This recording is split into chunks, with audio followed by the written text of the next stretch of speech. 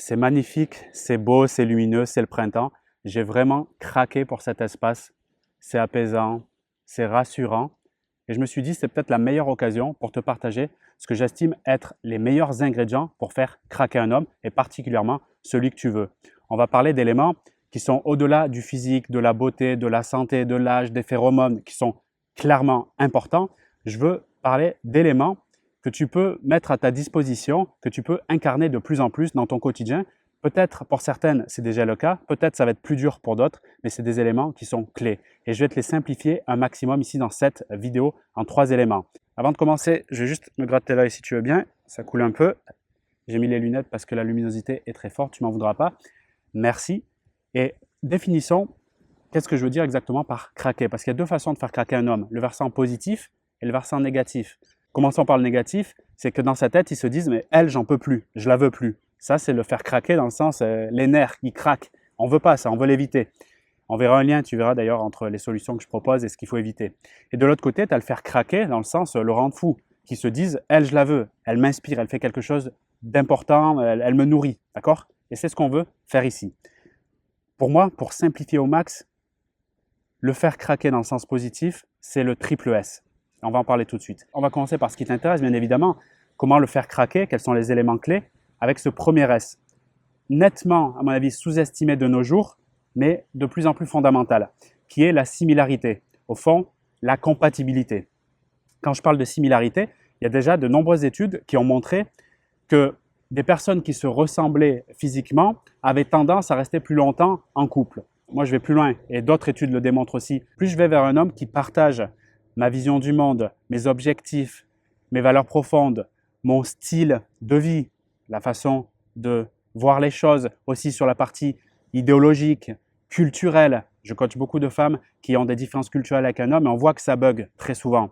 Je parle pour des relations long terme, d'accord? Pour une nuit, on s'en fout complètement de la vision de la personne ou du style de vie, on est d'accord? Mais si tu veux installer une relation, une belle relation qui est saine, solide et durable, ce sont des éléments qui sont clés, la similarité. Rentrer dans une relation sans évaluer, et ça prend quelques rendez-vous, notre compatibilité, si nous avons une forme de similarité aussi sur nos croyances, c'est une erreur qui est fondamentale, De l'autre côté, le faire craquer dans le sens négatif, c'est l'incompatibilité, le premier I. Pas de partage sur la valeur, la vision, la culture, les idées, même la religion, l'état d'esprit, les croyances, c'est juste dramatique. Même si le physique, il est magnifique, même si il y a une beauté que tu sens chez cette personne, si vous n'avez pas un partage à ce niveau-là et tu l'as sans doute vécu, ça ne va pas durer bien longtemps. Okay? Moi, je me rappelle, j'avais fait la rencontre d'une femme, je crois que c'était en 2016, qui était géniale sur tous les aspects, physique, etc. Et dès que j'ai commencé à parler avec elle sur plusieurs rendez-vous, je me suis aperçu qu'on avait une grosse différence sur notre état d'esprit, sur la façon dont elle percevait les êtres humains, les relations, les gens. On était à Paris à cette époque, comment elle parlait des gens. Et moi, sa façon, qui était vraiment très déshumanisée, très méprisante, me gênait énormément parce que ça touchait à ma façon de voir le monde et à ma valeur profonde, notamment sur le côté très humain, sur la relation, sur le bien-être des personnes et la considération. Ça me touchait beaucoup. Et tous les aspects qui, au début, de prime abord, avaient créé l'attraction, c'est-à-dire je la trouvais belle, etc., désirable, ça avait tout gâché. Je la trouvais, franchement, au niveau de son être, très désagréable, pour ne pas dire moche. D'accord? Et c'est à ce moment-là que j'ai compris la puissance de la compatibilité et de la similarité. D'accord? Donc, d'un côté, pour le faire craquer, versant positif qui se disent « je la veux », chercher la similarité, ça sera toujours un bon point pour le moyen long terme. Et de l'autre côté, l'incompatibilité, tu l'as compris, c'est mauvais. Tu as moins de chances de trouver une relation qui va durer long terme si vous êtes incompatible. Le deuxième S dans ce triple S pour le faire craquer côté positif, c'est, et j'en parle souvent, mais c'est tellement crucial, et ça doit se travailler, sinon il n'y a rien qui bouge, c'est la stabilité émotionnelle.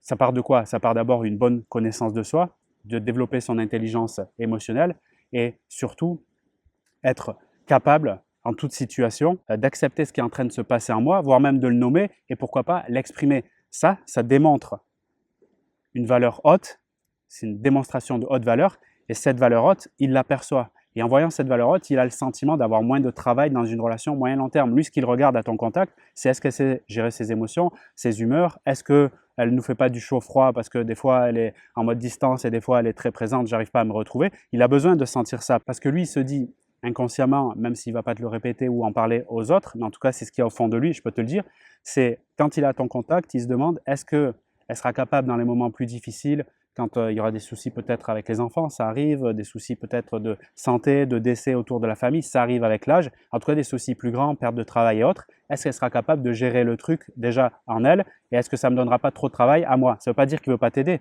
Dans le mode couple qui marche bien évidemment que soutenir l'autre et l'aider à gérer ses difficultés est un aspect qui fait grandir la relation. C'est nécessaire, mais il a besoin d'avoir le sentiment qu'il ne fait pas le travail pour toi à 100%, qu'il n'est pas ton psychothérapeute ou ton médecin, d'accord? C'est extrêmement important. Donc la stabilité émotionnelle, c'est juste crucial. Encore une fois, c'est quelque chose, qui est trop sous-estimé au profit de petites techniques de rafistolage pour essayer de jouer à la distance ou ce genre de truc, de pas de contact. Ça n'a ni queue ni tête quand au fond de toi, tu es instable, d'accord, sur le plan émotionnel, c'est-à-dire pas rassurante. Donc je viens de le dire de l'autre côté rouge, on va dire, le faire craquer, c'est-à-dire qu'il se dit j'en peux plus. S'il voit et surtout s'il sent que tu es instable, par des sautes d'humeur, installer le mode réactif, c'est-à-dire il y a une situation qui se passe, eh bien, sans apaiser mes tensions, je vais directement rentrer dans un comportement qui peut être toxique pour la relation. Jouer au chaud-froid, malgré moi, on l'a dit tout à l'heure, et aussi des jeux de manipulation pour essayer d'obtenir un peu plus d'attention de sa part. Ça, c'est quelque chose qui est nocif pour un homme.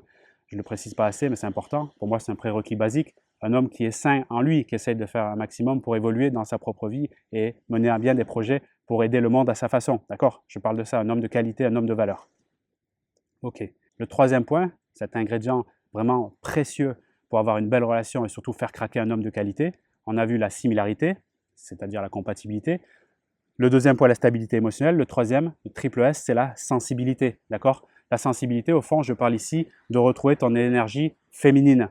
C'est cette empathie, cette douceur, cette intuition, au fond, cette énergie du cœur. Les hommes de qualité ont besoin de sentir chez une femme qui a cette complémentarité. Ils ont besoin, même s'ils ne le disent pas, parfois d'être écoutés. Ils ont besoin, même s'ils ne le disent pas encore, d'avoir un soutien considérant de la part d'une énergie féminine dans ce partenariat qui est la relation amoureuse. Au fond, qu'ils sentent que, imaginons, tu es au contact de cet homme, que tu puisses montrer ta vulnérabilité, ton authenticité, oser exprimer tes sentiments, aussi tes besoins, ce qui se passe à l'intérieur de toi. Ça fait partie de cette sensibilité. Cette sensibilité-là, je ne parle pas de sensiblerie, je parle de sensibilité, d'accord? D'oser accepter ce qui est en train de vivre en moi sans passer par, et c'est là la subtilité, par de l'instabilité émotionnelle, c'est-à-dire tout balancer à tout moment sans comprendre le contexte. C'est nécessaire, c'est indispensable. De l'autre côté, qu'est-ce que j'ai? Le triple I négatif pour le faire craquer qui se dit j'en peux plus, eh bien c'est le fait d'être insensible. Je peux le comprendre dans un parcours relationnel, ça m'est même arrivé personnellement, d'avoir des déceptions, des difficultés, de se dire dans cette prochaine relation, soit j'y vais pas, soit de toute façon j'évite de m'attacher. C'est une phrase qui n'est pas anodine, j'évite de m'attacher. Le mode cœur de pierre, parfois excessif si la douleur était forte par le passé et que je ne fais rien pour la guérir. Qu'est-ce qui se passe à ce moment-là? C'est que je ferme le cœur, je ne suis plus dans l'empathie, je montre rien. Et c'est d'ailleurs des techniques qu'on peut te proposer dans de nombreuses vidéos sur Internet. Je montre rien, j'exprime rien, comme s'il devait aller gratter, tu sais, comme un chien qui veut rentrer quand on lui ferme la porte, gratter la porte de ton cœur. Non, quand je suis en mode insensible, que je montre rien, que j'évite en fait d'aller me connecter à l'autre, parce que c'est le mot ici, eh bien je crée une déconnexion. Comment je peux demander à ce qui se connecte avec moi si je ferme mon cœur, je mets un bouclier? Je ne suis pas dans un truc de culpabilisation. Je te rappelle que moi-même, je l'ai vécu, je suis un être humain, je l'ai vécu même plusieurs fois. L'idée ici, c'est de la prise de conscience que si je rentre dans ce schéma de j'évite de m'attacher, ce que je vais créer, c'est le non-attachement. Déjà parce que je ne suis pas avec moi-même et j'aurai en face le retour, si tu veux, le retour de bâton. Cet homme, en fait, qui va se dire, écoute, cette femme-là, elle n'est pas prête à rentrer en relation, ou bien elle a un truc que je ne sais pas. Ben oui, parce que quand je suis dans cette démarche d'insensibilité, encore une fois, c'est douloureux, je le comprends, c'est un chemin à parcourir. Le problème, c'est que, qu'on le veuille ou non, néanmoins, ça amène chez le partenaire potentiel un effet qui est, écoute, ici c'est froid, c'est pas chaleureux, ça donne pas envie. Et c'est pas quelque chose qui va faire craquer, je rappelle, un homme sain qui veut s'investir dans quelque chose de durable. Ça va plus lui donner une information, il y a si négatif, j'ai pas envie de m'aventurer dans cette voie. Sauf si, bien sûr, je veux pas généraliser, il peut y avoir des cas spécifiques. Il peut arriver qu'il a ce qu'on appelle un coup de foudre, et dans ce cas-là, tu le sauras très rapidement par son investissement, son engagement et son envie de te faire un peu plus parler, de sortir de ta réserve, d'accord? Le coup de foudre est une anomalie, dans la majorité des cas, cette insensibilité le déconnectera naturellement et automatiquement de toi, et donc il ne pourra pas craquer et encore moins s'investir dans la relation, ok? Donc je te rappelle les 3 manières de le faire craquer sur le côté positif, qui se dit je la veux vraiment: la similarité, hein, finalement qu'on se ressemble, valeurs, objectifs, style de vie, croyances, culture, religion et les façons de percevoir le monde. Ça, c'est extrêmement important. La deuxième chose, c'est la stabilité émotionnelle. La troisième, la sensibilité. Et de l'autre côté, pour le faire craquer, et qui se disent là, ça ne me parle pas, j'arrête, même si tu ne le dis pas directement, que ça passera par un ghosting ou autre, incompatibilité, instabilité émotionnelle et insensibilité. C'était important pour moi de te partager ça. Je te le repartagerai de différentes façons parce que c'est important, à mon avis, de le répéter. Dis-moi en commentaire ce que ça t'évoque par rapport à ta situation, par rapport à ta relation peut-être. Et si tu veux aller plus loin, regarde la description de cette vidéo. J'ai des ressources offertes pour toi, un quiz notamment. Si tu es déjà en relation, que tu te poses la question sur ces sentiments, eh bien, fais ce quiz, ça t'apportera beaucoup de réponses. Je te donnerai aussi plus d'éléments, notamment par mail, pour aller plus loin, pour qu'au quotidien, tu te sentes plus joyeuse en amour. Tu as d'autres ressources également sous la description de la vidéo, notamment si tu veux aller plus loin avec moi, recevoir un accompagnement personnalisé, tu peux postuler pour un appel découverte dans lequel je pourrais te proposer d'un premier temps, et c'est gratuit, un diagnostic sur ta situation. L'idée, c'est pour moi de te clarifier les choses, comme ça tu verras, tu auras déjà une partie de la solution et je te proposerai également un plan d'action pour aller plus loin que tu pourras faire en autonomie ou si je pense que je peux t'aider, dans ce cas-là, je te proposerai une façon de le faire ensemble. Quant à moi, j'ai plus qu'à te souhaiter une belle journée, une belle soirée. Moi, je vais continuer ma petite balade. Là, le soleil s'est calmé un peu. Là, ça fait du bien. Et je te dis à très bientôt pour une autre vidéo ou dans l'appel découverte ou dans les ressources que je te propose sous la vidéo. Salut!